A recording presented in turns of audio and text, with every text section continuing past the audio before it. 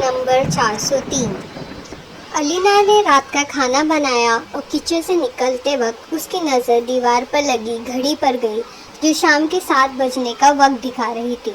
उफ, इतनी देर हो गई, उसने सोचा और चाबी पर्स में रखकर घर से निकल गई। रास्ते में ही मगरिब की अजान शुरू हो चुकी थी। बच्चे कहेंगे आज मम्मा हमें ट्यूशन से लेना ही भूल गई। वो सोचती हुई तेज तेज कदमों से ट्यूशन सेंटर जाने लगी। मम्मा, आपने इतनी देर कर दी, 7 साल सलमान ने कहा, जबकि 6 साल अनम भी मुंह फुलाए चल रही थी। मुझे उसका मुंह देखकर हंसी आ गई। अच्छा सॉरी पापा, आइंदा ख्याल रखूंगी, ऐसी गलती फिर नहीं करूंगी। अभी जल्दी चलो, तुम लोगों के पापा भी घर आने वाले हैं। वो दोनों का हाथ पकड़कर एक गली में दाखिल हो गई। ये रास्ता शॉर्टकट था, उधर से जल्दी घर आ जाता था। उफ मम्मा, ये कितना डरावना घर है, उसको देखकर डर लग रहा है।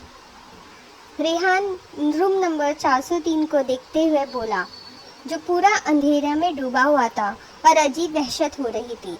वो बच्चों को लेकर जल्दी आगे बढ़ गई।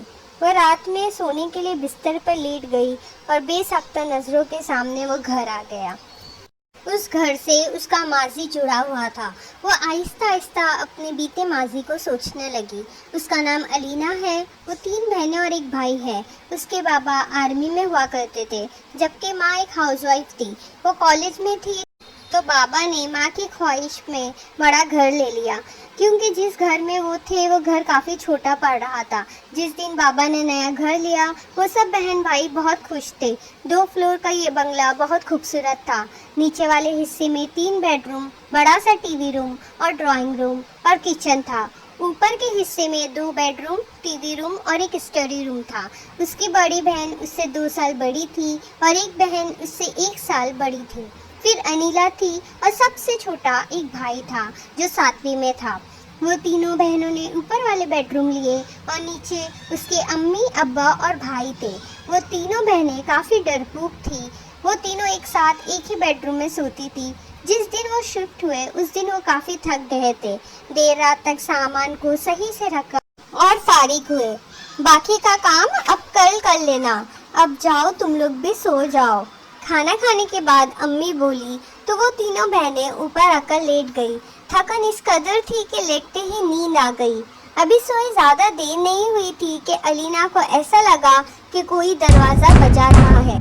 उसने उठकर दरवाज़ा खोला तो सामने काली बिल्ली खड़ी उसे घूर रही थी। उसकी चीख निकल गई। चीखने पर उसकी बहनें घबरा कर उठ गई। क्या हो गया, सब ठीक है? उसकी बहन ने पूछा। तुम बिल्ली से डर गई? उसने हैरत से बिल्ली को देखकर कहा। वो शर्मिंदा होकर वापस बिस्तर पर आकर लेट गई। आगे क्या हुआ, इसके लिए इस कहानी का अगला भाग देखिए और जल्दी से मेरे चैनल को 1000 सब्सक्राइबर पूरे कर दीजिए। बाय।